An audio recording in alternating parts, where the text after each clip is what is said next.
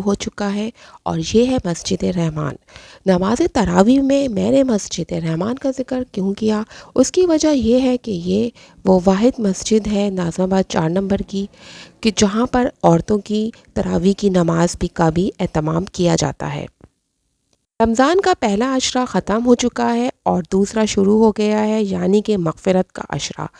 بیچ رمضان ہے اور آج 15 روزہ ہے۔ اسی طریقے سے ہمیں چاہیے کہ اپنی عبادات کو بھی زیادہ سے زیادہ بڑھاتے چلے جائیں۔ رمضان کے آخری عشرے کی عبادت تو باقی 2 عشروں سے بھی زیادہ ہے، یعنی کہ لیلۃ القدر، جس میں کہا گیا ہے کہ افضل ترین رات ہے، اور روزہ بھی اور قرآن بھی ایک روایت پہ ہے کہ بندے کے لیے سفارش کریں گے قیامت کے دن۔ تو یہاں پر میں نے آپ کو پوری مسجد رحمان کا ویو دکھایا۔ یہ مین دروازہ ہے جو کہ ابھی بند ہے۔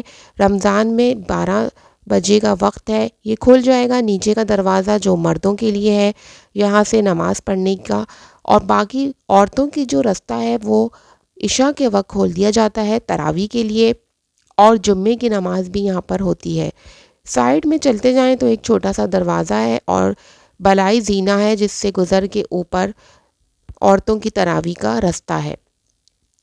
اگر آپ کے پاس ایسی سہولت نہ ہو اور ایسی قریب مسجد نہ ہو تو آپ اس عبادت کو اپنے گھر میں بھی انفرادی طور پر کر سکتے ہیں۔ اس مہینے میں قرآن پڑھنا بے انتہا ضروری ہے۔ یہ وہ مہینہ ہے جس میں قرآن اتارا گیا اور اس کی وجہ سے رمضان کو بھی اہمیت دی گئی ہے۔ رمضان میں آپ قرآن کی تلاوت ترجمے کے ساتھ کریں اور اس کے مکمل ترجمے کو سمجھیں اور سمجھ کے پڑھیں، اس کا ثواب بہت زیادہ ہے۔ تو میں آپ کو مسجد کا اگر ایک ویو دکھا دوں تو یہاں پہ مسجد کا دروازہ تو کھل گیا ہے مردوں کے لیے۔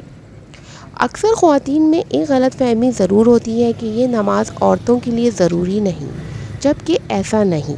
بغیر کسی عذر کے اسے چھوڑنا صحیح نہیں ہے۔ مردوں کی جماعت جس طرح سے مرد ادا کرتے ہیں، عورتوں کے لیے بھی یہ نماز اتنی ہی ضروری ہے۔ یہ سنت موقدہ کی نماز ہے، اور سنت موقدہ وہ عمل ہے جس کا کرنا ضروری ہے۔ 1-2 بار نہیں بھی کیا جائے تو گناہگار نہیں ہوں گے، مگر اس کی عادت نہ بنائیں۔ عورتوں کے لیے یہ نماز اتنی ہی ضروری ہے اور سنت موقدہ ہے جس طرح سے مردوں کے لیے۔ یہاں پر میں آپ کو مسجد میں لے کر آ چکی ہوں جہاں پر عورتوں کی نماز تراویح کا اہتمام کیا جاتا ہے، اور یہاں پر بہت زیادہ رش ہوتا ہے۔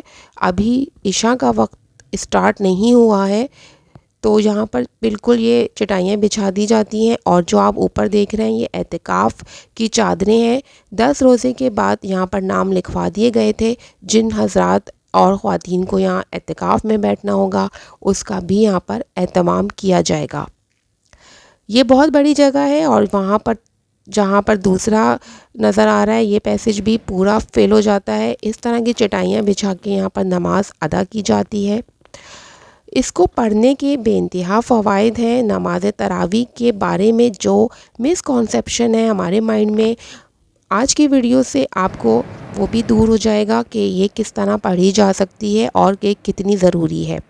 بہت سی باتوں میں ہم لوگوں کی معلومات اور اتنی زیادہ دین کے بارے میں نہیں ہوتی۔ اب آتے ہیں تراویح کی نماز کا طریقہ، اس کو کس طرح سے پڑھا جاتا ہے۔ اس کو پڑھنے کی 20 رکعت ہوتے ہیں، 2-2 رکعت کر کے پڑھا جاتا ہے، اور یہ دعا ہر 4 رکعت کے بعد تراویح کی دعا پڑھی جاتی ہے۔ اگر آپ کو یاد نہ ہو تو اس کو دیکھ کے بھی پڑھ سکتے ہیں۔ نبی کے دور میں بھی خواتین مردوں کی امامت میں نماز پڑھتی تھیں اور تراویح کا بھی اہتمام ہوتا تھا۔ گھر میں بھی آپ بچیوں کے ساتھ اور گھر کی خواتین ایک ساتھ بیٹھ کے ترجمے کے ساتھ قرآن کو پڑھ سکتے ہیں۔ حضرت عائشہ اپنے غلام کو امام بنا کر ان سے رمضان میں قرآن سنتی تھی۔ تراویح کا سجدہ 1500 نیکی کے برابر ہے، اور تراویح کے ہر سجدے پر جنت میں ایک گھر دیا جائے گا۔ کوشش کریں اس رمضان کو اپنی زندگی کا آخری رمضان سمجھ کے اپنی عبادتوں کو بے انتہا کریں، اور مجھے اپنی دعاؤں میں یاد رکھیے گا۔